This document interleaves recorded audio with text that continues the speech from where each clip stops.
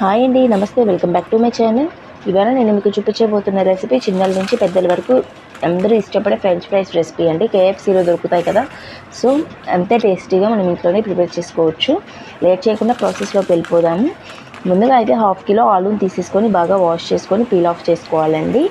వాటిని ఇప్పుడు బాగా మనం కట్ చేసి పెట్టుకోవాలి. ఈ విధంగా పెద్దలు తీసుకున్నట్టయితే మనకి షేప్ కరెక్ట్గా వస్తుంది. ఈ విధంగా వీడియోలో చూపిస్తున్నట్లుగా నిలువుగా తీసుకొని నిలువుగా కట్ చేసుకోండి ఆలూని. ఇప్పుడు చూసారు కదా 2 పార్ట్స్ అవుతుంది. ఆ 2 పార్ట్స్ని 3 పార్ట్స్ కింద మనం కట్ చేసుకోవాలండి. ఇది ఇట్లా మరీ సన్నగా కాకుండా ఈ వెడల్పు ఉండేలా కట్ చేసుకోండి. ఒక ఆలూని 2 పార్ట్స్గా చేసుకొని సగం సగానికి ఒక సగాన్ని 3 పార్ట్స్ చేసుకోవాలి. ఆ 3 పార్ట్స్లో మందంగా కట్ చేసుకొని వాటిని స్టిక్స్ లాగా ప్రిపేర్ చేసేసుకోవాలి. ఫ్రైస్ రూపంలో వచ్చేలాగా. చూసారు కదా, చాలా ఈజీ అండి. మేకర్ లేకుండా ఇంట్లోనే చాక్తోనే ఈ విధంగా సింపుల్గా కట్ చేసుకోవచ్చు ఫ్రైస్ అనేది. చూసారు కదా, సింపుల్గా కట్ చేసేసుకోవచ్చు. ఈజీగా ఉంటుంది ఈ విధంగా కట్ చేసుకున్నట్లయితే. ఇవి తెలియక మనము మేకర్లోనూ లేదంటే కట్ చేయడం రాక చాలా వరకు బయట తెచ్చేసుకుంటుంటారు. లేదండి, ఈ విధంగా ట్రై చేయండి, సూపర్ టేస్టీగా వస్తుంది.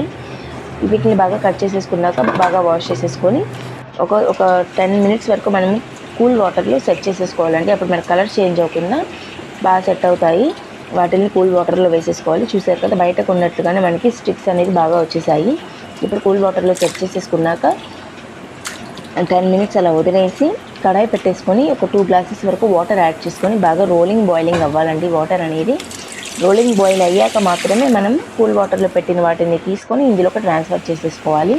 ట్రాన్స్ఫర్ చేసుకున్నాక ఒక 50% మాత్రమే మనం కుక్ చేసుకోవాలండి. ఓవర్ కుక్ అయితే చేసుకోవద్దు, క్రిస్పీనెస్ రాదు, బయట ఉన్నంత టేస్ట్ ఉండదు. సో కొంచెం కుక్ చేసుకోండి 50%. మనకి ఉడికాయా లేదా అన్నది ఎలా తెలుస్తుందని మీ డౌట్.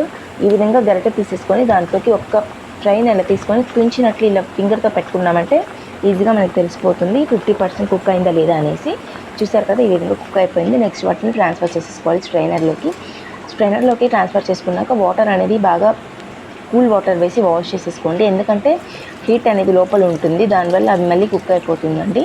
సో కడిగేసుకున్నామంటే మనకి ఆ తడిదనం వల్ల మనకి వేడి అవ్వకుండా ఉంటుంది, తగ్గకుండా ఉంటుంది, బాగా సాఫ్ట్ అవ్వకుండా ఉంటుంది. నెక్స్ట్ డ్రై క్లాత్ మీద వేసేసుకొని వెట్ అంతా పోయేలాగా డ్రై క్లాత్తో తుడుచుకోవాలండి నీట్గా.